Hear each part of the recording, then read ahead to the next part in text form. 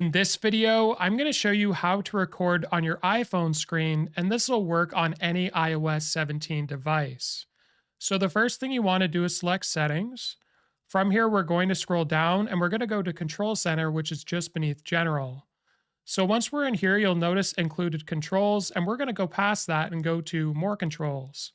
So you'll notice beneath Quick Note, it might be a little bit different for you. You should see a screen recording option.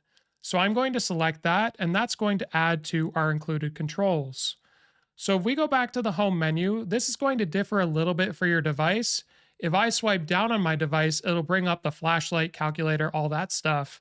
And you'll notice a new option at the bottom, which is screen record, and it has that blue circle. So if I press on that right now, it's going to give a countdown. And once this countdown has finished, it's going to start recording.